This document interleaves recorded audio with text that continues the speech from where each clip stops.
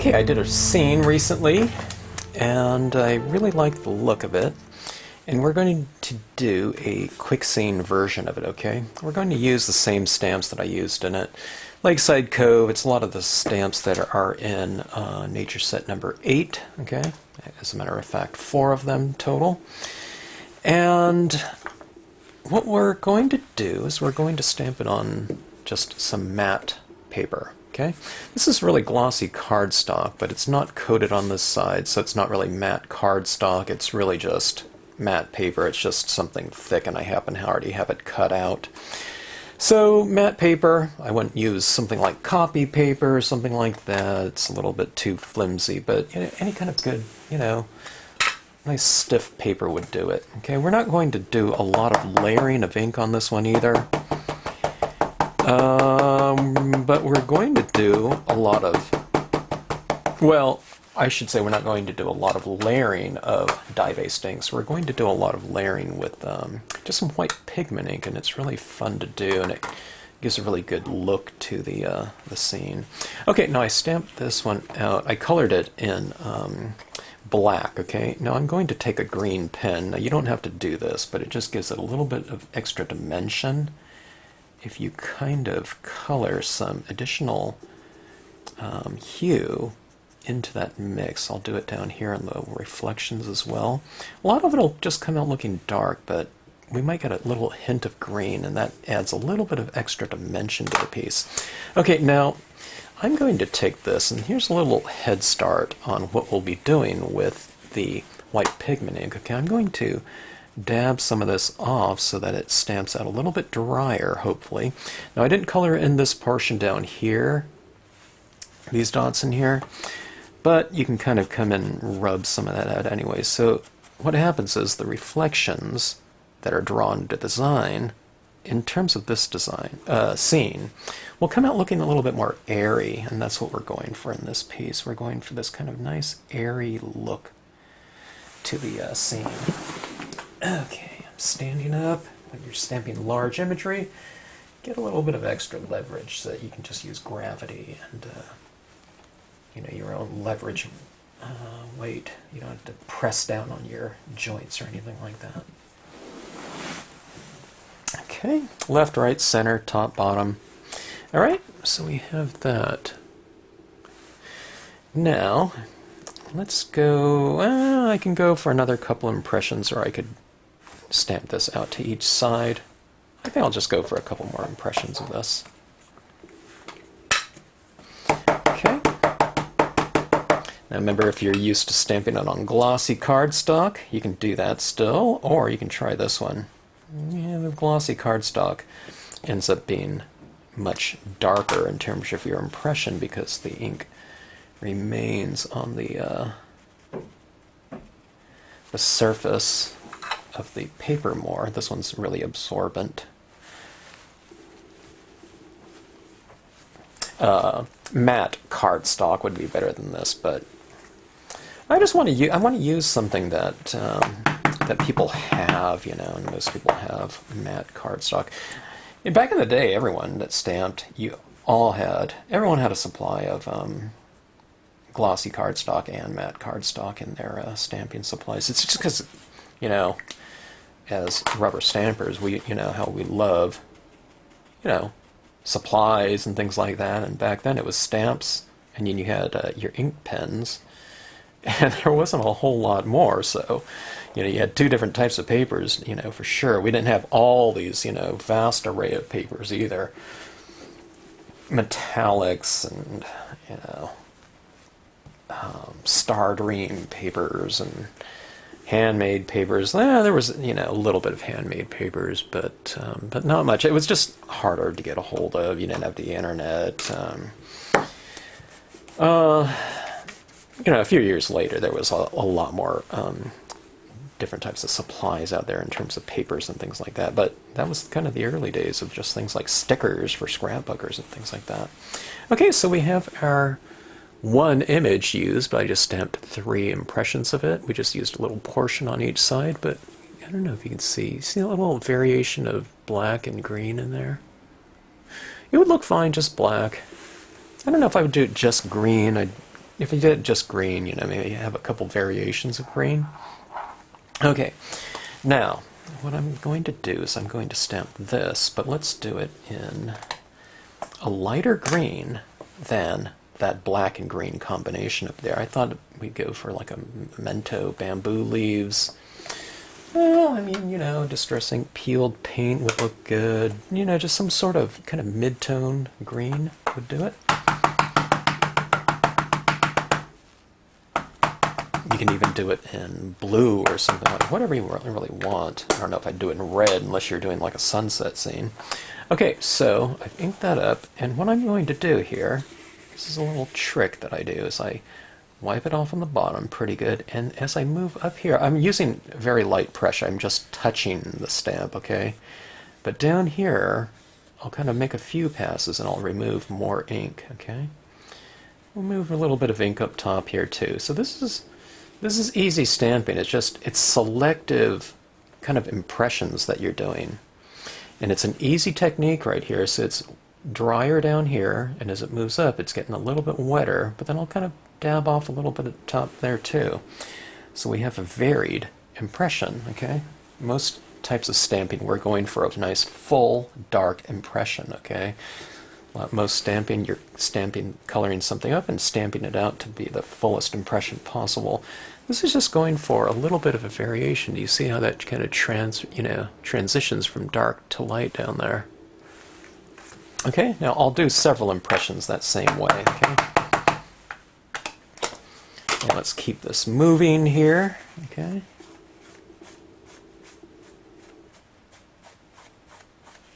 See a few passes right down there? And anyway, you get a lot of variation within just one impression. And that way you can, because it's lighter down at the base, you don't lose your nice silhouette. And even though this is green, and you're stamping it over the top of, you know, that first impression, the thing that's dark is always going to seem like it's the closest when you're using dye-based inks, which are transparent inks. Light green does not look as though it is in front of your darker imagery, okay? We're not using like pigment inks or something like that. These aren't opaque. They're transparent. Okay, now in this one right here, I took off quite a bit. I took off quite a bit, like even up to an inch right here. I wiped it off pretty good because this is going to be our reflections down here. See that right there? It's even a little streaky, but that looks fine because it's in the water. See how it looks?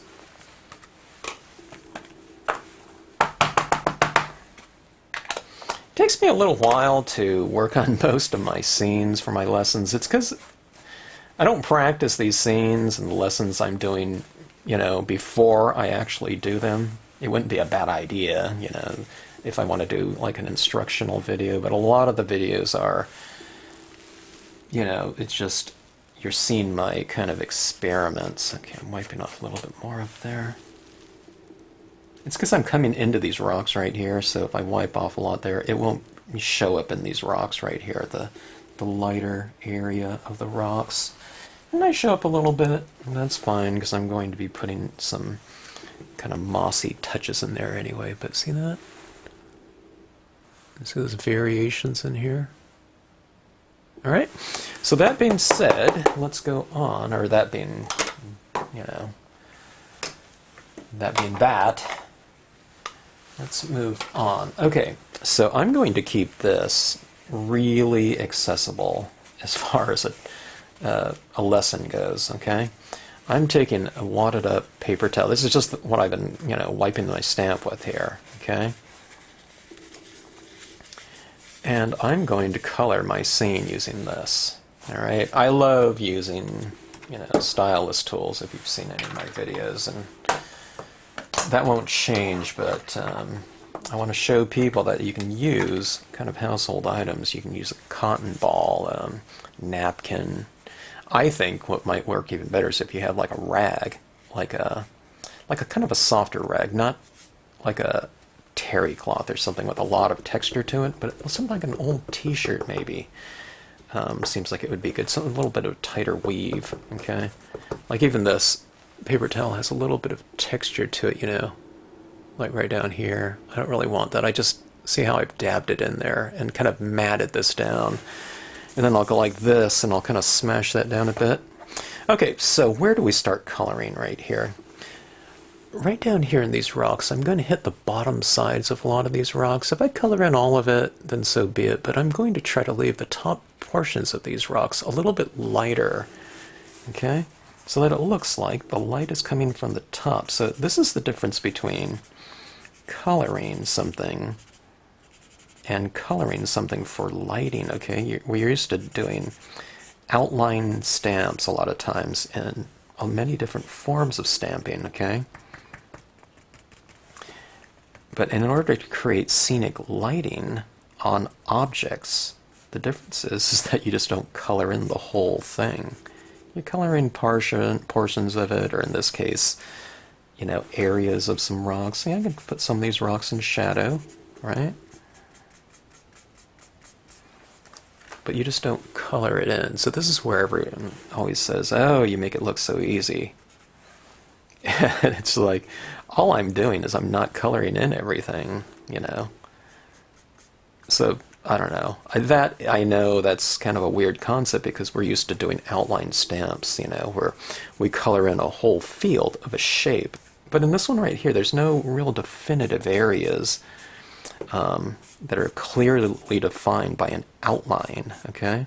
So you're just kind of coloring in areas, but when you get the feel of it and the hang of it, and you get used to the idea of kind of coloring outside of the lines and not being bound by kind of borders and perimeters and defined outlines. Stranger kind of concept, I know, because it's not really, you can't really see it, but all it is just the retention of certain areas of light. So doesn't that look like light is now kind of just hanging on the surface of that water? It's because I didn't fill in the whole thing. If I fill in the whole thing, there is no lighter area down here, okay? And if I color in all those rocks, then we don't have some lighting hitting those rocks. And it doesn't have to be any specific area. You just retain certain areas, okay? Now in here I'm just putting in these streaks like this. I don't know, you can't even see it here on this paper. You can see how light this blue is, but it takes a few passes to get this kind of that streak down there, and that's what's happening right in here. I have these little streaks like that, okay? I usually come in from the outside and work my way in like that, so I get this nice transition, so it's tapering off from dark to light, and it's lighter in the middle usually. Okay, and see, I can see these shadows down here, or reflections, but right alongside the rocks, why don't we make it a little bit darker? Because things can cast shadows, right? So anyways, this is just one color so far, and look how fast that really comes together. Okay. Alright, let's do the same thing up here. Let's put a little bit of a kind of a vignette of color. I'm starting to really fray my color applicator. My blending cloth. I always joke to people that things like cotton balls and things like Q-tips or something like that, you know, you kind of just repackage them and call them something else, something more enticing. But essentially you can use, you know, household items. Sponges work really fantastic as applicators because what are they? They're absorbent, soft material. And they can absorb, but they're just as good as transferring, you know, whatever you have on there onto a piece of paper if you want to use it that way. So things like a household sponge I've used. Something like this. Look at this one's like really super old, but I've applied ink that way on another video using that one. I think I call that household items. Okay. Alright, so we have paper towels, you know, in our things, napkins, things like that. A lot of people have pens like this too, and if you want to get a little bit of mossy kind of, green onto some of these rocks. You can go in with this. This is a very pale green right here, but just don't color the whole thing. Color the bottom half of it. So if you have a rock like this, you can just kind of shade it down here, and you can have the light, right here coming from above. Okay? So I'm just laying down some of that tone in here. You can't really see a huge change, and that's not what I want. I want the changes to be kind of minuscule almost, so that I have a lot of control over the application and look at the piece if I'm working very, incrementally in terms of my values being applied. These days, these pens can be had for really great prices. Some of these pens are, that I have some Shuttle Art ones like this that are 50 cents each, dual-sided, alcohol. They come in a lot of different tones. Okay, kind of just putting this red on the water line. Yeah, I can put some of these rocks too. Can you see how that's kind of anchoring the scene a little bit more the more I lay down?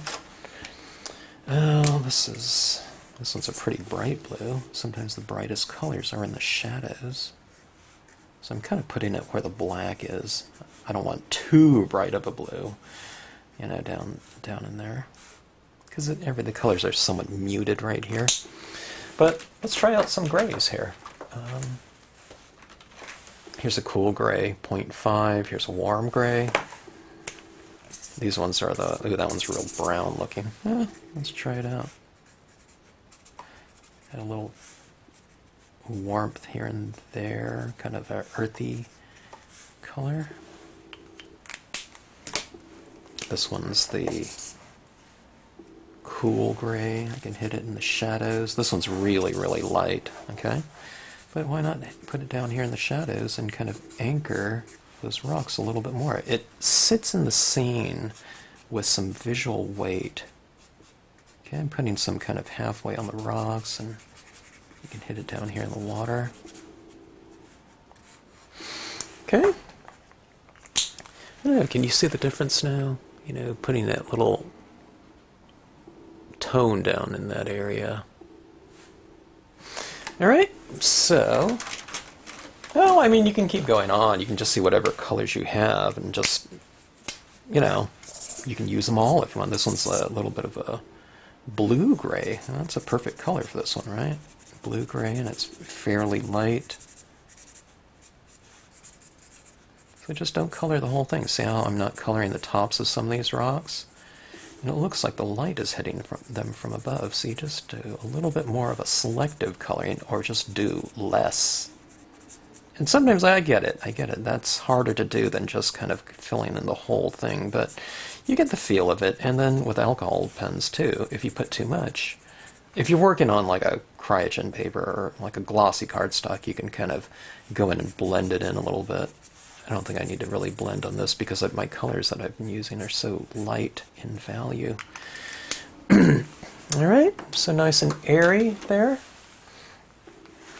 Okay.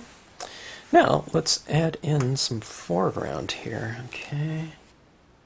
I'm trying to think if I want to go with, let's see. This would really look fantastic with some VersaFine black. Before I do that, though, let's go into the kind of special effects, okay? This is just a cotton ball, a regular cotton ball. I've kind of used it a few times, so it's a little bit smashed down. We're going to take some pigment ink, white pigment ink here. Okay, now I've left a lot of this open right here and white, the white of the paper. And I really love this look right here, okay? That green back there is almost a little bit too bright for me, even though I've wiped off quite a bit of it before stamping it. But look at this, I can kind of knock it down like this. But it's not just, I'm not trying to obscure it. I'm putting kind of atmosphere into the scene. It looks like kind of light is streaming through in here, okay? I'm not getting big blobs of ink or something like that. It's just kind of a light shade of it. See that right in there? Look at this one tree right here. Here, I'll put a little bit on there, like this. Now, doesn't it look like light is hitting that, too? Let's bring some of this kind of fog or illuminated light. It's just pigment ink over the top of it. Let's put it in the background there. See, those kind of more distant trees look a little bit more distant. Let's put some of this down here in the water and soften up some of this area. Let's put a little bit of fog on the lake. Use kind of a nice soft touch where you can barely see anything being applied, but the more you put down, the more taps, the more you're applying. So it's not as if I'm going to go like this and go, oh, that was one tap too much, because it's barely applying. But if you go like that real hard, you know, you might get too big of a kind of a splotch of it. So I'm kind of dry brushing this ink over the top of this as well. So it's just not going on very fast.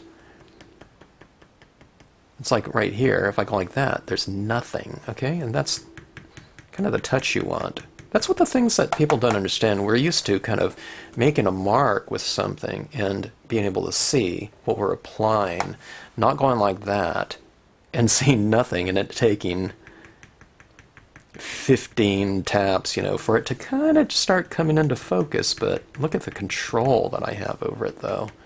This way and that way, it makes it super easy to do.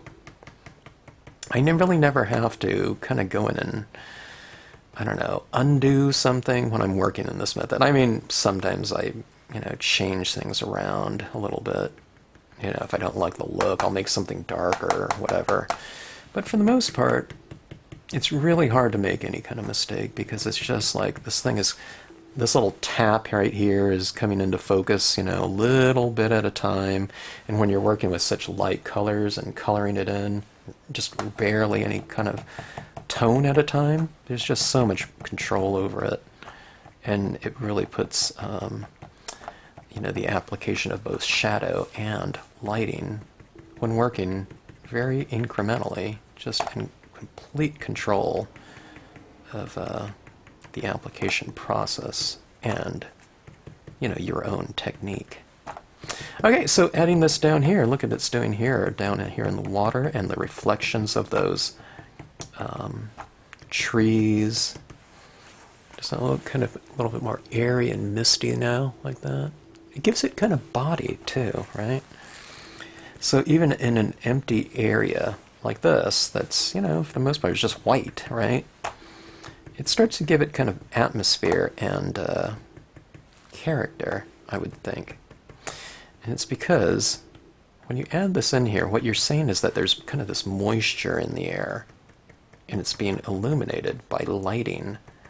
So you get all these objects in here that give the illusion that they're like being illuminated by and kind of engulfed and surrounded by kind of illuminated light. And that's where you get this kind of, for me, kind of the atmosphere and magic of a scene. Is when things kind of feel like they're encompassed. So it becomes more of a tactile, a visually tactile piece.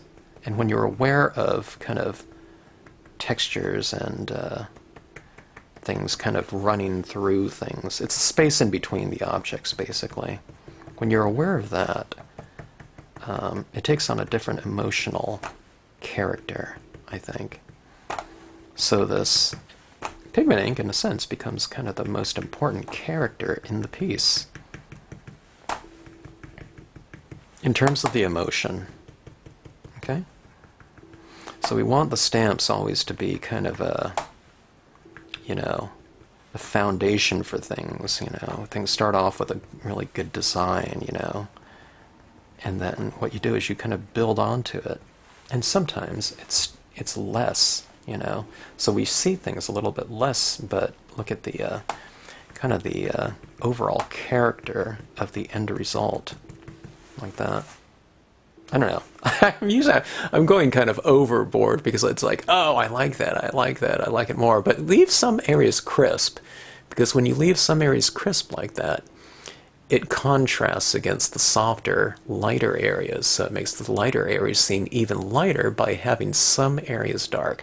And there is not some specific thing like, oh, you know, could it be that tree or could it be that? It just doesn't really matter. You know, it's not like you're going to go outside and say, oh, the fog should have been over on that tree instead of that one. That's wrong, you know. It's, you know, it's varied. Okay, let's add in some reeds here. Trying to think of what color I want to do this one on. I think I want to go a little bit darker. No.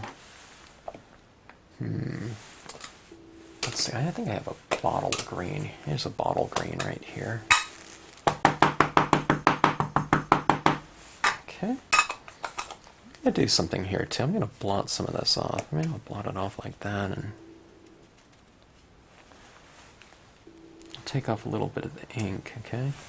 Now, I'm not going to just leave this like this. I'm going to layer in some additional imagery, okay? Okay, so that's just bottle green like that. Because I was able to get 4 impressions out of that, okay? So that's some bottle green. It's just dark green, okay? But look at this contrasting against that background, though. Things in the foreground, you know, there's not as much moisture in the air, so if something hits an object, the lighting hits an object that's 4 feet away from you, it's not going through, you know, 100 yards of fog before it gets, you know, illuminated fog. So things are going to be a little bit more crisp and darker in the foreground. Okay. Let's hit that with some VersaFine Black. VersaFine Black is very, very dark. It's a pigment ink, okay? So I'll stamp some of this in the foreground right here. You can kind of layer it like this. I'm changing my angle a little bit. I'm not trying to stamp directly over the first impressions. I'm kind of, you know, changing the angle just so it looks more natural. Like that. Okay, so look at that depth achieved like that. Those distant trees. Just look how effective that white pigment ink is. Those ones are really far back in the distance with all that fog. Okay, so let's see here. Well, okay. I mean, this is supposed to be a quick scene. It's reasonably quick. What are there? There are 3 stamps being used right here. I think we've achieved a lot of depth, a lot of emotion in the scene. We've certainly used some household items, not hard to find. You know, we probably all have it. It could be a napkin or something that I applied, you know, a lot of that tone in. Just any kind of rag. Here it is, you know, right here. I don't know, cotton ball. All right, here's my white paint pen. If you have a gel pen or something like that, it'd be good. Well, let's add a little bit of texture in here. Let's see if I can hit some of these little rocks and add a little bit of tone to them, like so. You know how I've kind of darkened in the bottom side of it? Now I'm going on the top side and just kind of adding a few little highlights. It could be dots. The lighter the area is, the more you can apply of this, because you're saying that, you know, there's more lighting within that space or on that object. So right in here it's kind of lighter. So I can kind of, you know, put a little bit of a highlight or a mark on top of that, those rocks in that space. If your rocks got really dark, don't put too much of a highlight on it, because you're saying that, you know, there's not a lot of lighting in there, which isn't wrong. You know, if I were to do this scene, I don't know, 3 times, the lighting would come out different in each one.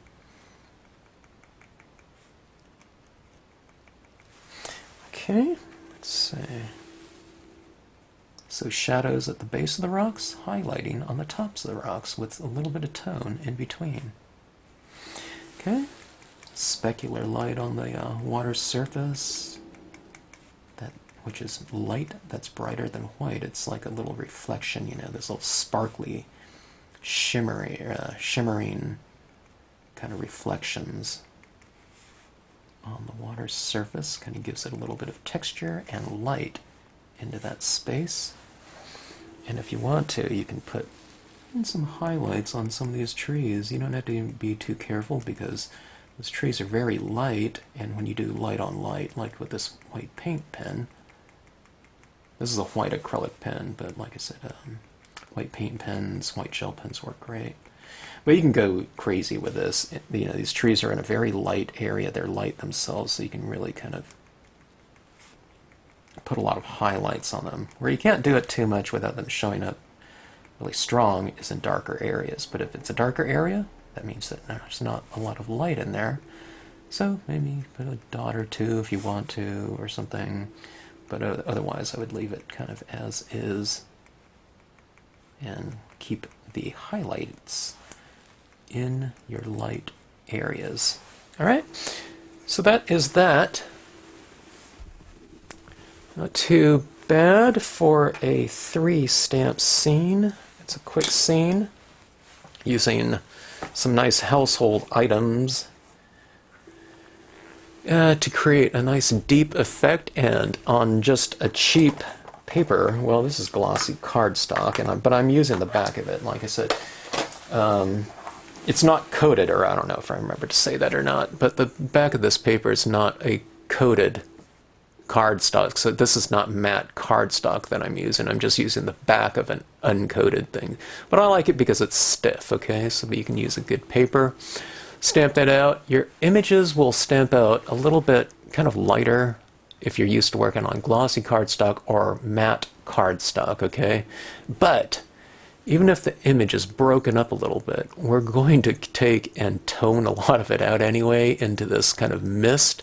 So that kind of effect in there, if the image doesn't stamp out really cleanly and pure in the solid areas, you're going to use that anyways for the effect that you're going for, because you want it to look more distant. So, you know, those little bits in there that don't show up might, you know, just work to your advantage. So you use something and you take kind of maybe what might be a weakness and make it into a strength. And of course you have the nice crisp imagery in the foreground to contrast against that kind of more diffused imagery in the background. You saw how we really wiped off some of those real distant images back there, and then we just toned them out even more with the use of white pigment inks. So it all works to your advantage when you're going for something like this type of look right here. Alright, so anyways, I hope you enjoyed this scene here, and if you've turned it into a stamp along. I hope you enjoyed stamping along with me. And if you have any questions, drop us a note in the comments section. And thanks as always for watching.